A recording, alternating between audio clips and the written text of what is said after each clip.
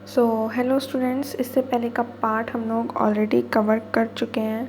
So this is important parallels of latitudes, यहाँ से start करेंगे आज हम। ठीक है। So beside the equator the northern pole at 90 degree north and southern pole at 90 degree south there are 4 important parallels of latitude. तो हमने पढ़ा था कि 0 डिग्री पे होगा इक्वेटर, और इससे अगर हम 90 डिग्री चलेंगे तो दोनों पोल्स आ जाएंगे। ठीक है। और 90 डिग्री अगर हम ऊपर जाएंगे तो नॉर्थ आ जाएगा, 90 डिग्री साउथ जाएंगे तो साउथ पोल आ जाएगा। राइट। तो इन तीनों को छोड़ के भी 4 अलग से इम्पॉर्टेंट पैरेलल्स ऑफ लैटिट्यूड्स हैं। ठीक है। पैरेलल्स ऑफ लैटिट्यूड मैंने पहले एक्सप्लेन किया हुआ है कि क्या होता है। ठीक है। सो ट्रॉपिक ऑफ कैंसर होता है एक इम्पॉर्टेंट, ट्रॉपिक ऑफ कैप्रिकॉर्न होता है, आर्कटिक सर्कल होता है, और अंटार्कटिक सर्कल होता है। ठीक है। सो ट्रॉपिक ऑफ कैंसर क्या होता है, इसका देखो ये डिग्री बताया यहाँ पे 23.5 डिग्री नॉर्थ। ठीक है। नॉर्थ मतलब ऊपर की साइड है, ये 0 से 23 डिग्री हाफ नॉर्थ, ये है ट्रॉपिक ऑफ कैंसर। ठीक है। और ये देखो ये नॉर्थ है तो मतलब ये नॉर्दर्न हेमिस्फेयर में है। ठीक है। सिमिलरली 23.5 डिग्री साउथ, तो ये ट्रॉपिक ऑफ कैप्रिकॉर्न है। ठीक है। और ये क्योंकि साउथ में है तो ये साउदर्न हेमिस्फेयर में है। ठीक है। यही चीज़ यहाँ पे लिखी है, Tropic of Cancer in the northern hemisphere and Tropic of Capricorn in the southern hemisphere. ठीक है। अब आर्कटिक सर्कल है, Arctic Circle at 66.5 degree north of the equator. North of the equator यानी कि हम नॉर्दर्न हेमिस्फेयर में देखेंगे तो ये है 66 डिग्री हाफ, और अगर भी इसे 66.5 माना जाए और इन दोनों को जोड़ दिया जाए तो जो लाइन बनेगी वो कुछ ऐसी आर्क बनेगी, और उसे हम कहेंगे आर्कटिक सर्कल। ठीक है। और इधर भी ये similarly Antarctic circle at 66.5 degree south of the equator. ठीक है। इक्वेटर से अगर हम 66.5 डिग्री साउथ चलेंगे और दोनों साइड पे अगर लाइन बनाएंगे, उन्हें जोड़ेंगे तो वो अंटार्कटिक सर्कल माना जाएगा। ठीक है। अब हम आगे पढ़ते हैं heat zones of the earth. ठीक है। The midday sun is exactly overhead at least once a year on the latitudes in between the Tropic of Cancer and Tropic of Capricorn. This area therefore receives the maximum heat and is called the toroid zone. देखो, अगर हम tropic of cancer, ठीक है, और tropic of Capricorn को अगर हम एक बॉर्डर माने तो इसके बीच का जो एरिया होगा इंक्लूडिंग इक्वेटर वाला एरिया, उसे हम बोलेंगे टॉरिड जोन। ठीक है। और यहाँ पे क्योंकि बिल्कुल सामने सीधी धूप पड़ती है सन की, तो यहाँ पे बहुत ज़्यादा टेम्परेचर हाई होता है। ठीक है। यहाँ लिखा है this area therefore receives the maximum heat receive होती है इस एरिया को। ठीक है। क्योंकि इसमें जितने भी लेटीट्यूड्स आते हैं इंक्लूडिंग द इक्वेटर, उन पे मिड डे सन की एग्जैक्टली ओवर हेड होता है। ठीक है।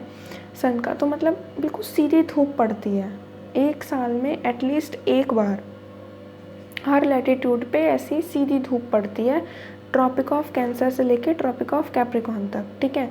तो इस जोन को हम कहते हैं टॉरिड जोन। ठीक है। और ये यहाँ पे सबसे ज़्यादा गर्मी पड़ती है, तो this area receives the maximum heat. ठीक है। Next thing, the midday sun never shines overhead on any latitude beyond the Tropic of Cancer and Tropic of Capricorn. और इस एरिया के बियॉन्ड, ठीक है, ये जो ग्रीन ग्रीन एरिया है, इस एरिया के बियॉन्ड सन की कभी धूप सीधी नहीं पड़ती। ठीक है।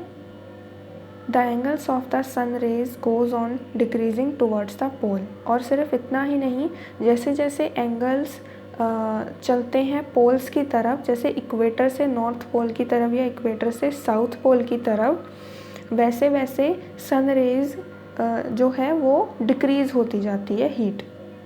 ठीक है।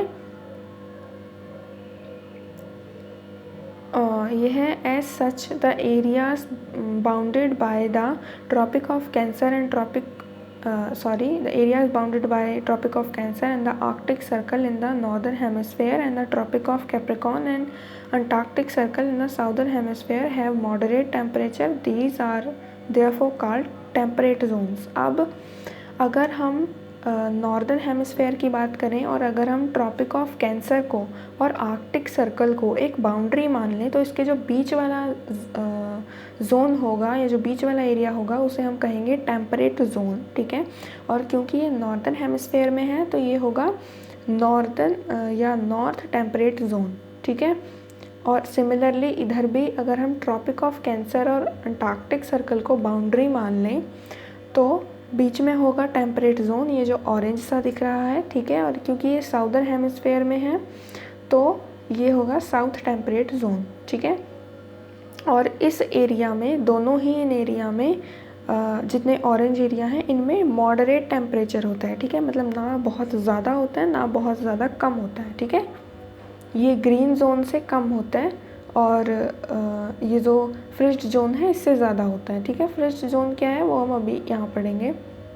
Areas lying between the Arctic Circle and the North Pole in the southern hemisphere and the Antarctic Circle and the South Pole in the southern hemisphere are very cold. It is because here the sun does not rise much above the horizon. अब क्या होता है, अगर हम Arctic circle को और north pole को, northern hemisphere की बात कर रहे हैं हम, ठीक है, यानी कि इक्वेटर से ऊपर वाले पार्ट की, तो अगर हम आर्कटिक सर्कल को और नॉर्थ पोल को बाउंड्री मान लें तो बीच वाला जो जोन होगा वो होगा फ्रिज्ड जोन। सिमिलरली साउदर्न हेमिस्फेयर में अगर हम अंटार्कटिक सर्कल को और फ्रिज्ड जोन को अगर हम बाउंड्री मान लें तो जो बीच वाला जोन होगा वो होगा फ्रिज्ड जोन, ठीक है, या साउथ फ्रिज्ड जोन, ठीक है। तो यहाँ क्या होता है, यहाँ सन की रेज़ बहुत कम आती हैं, जैसे मैंने बताया था इक्वेटर से पोल की तरफ रेज़ कम होनी स्टार्ट हो जाती हैं और आते आते आते पोल पे बहुत ज़्यादा कम या मान लो ना के बराबर ही रेज़ पड़ती हैं, तो वो फ्रिज्ड, जैसे फ्रिज होता है ना अपना फ्रीज़र, वैसा टेम्परेचर, मतलब बिल्कुल जमा हुआ, ठीक है।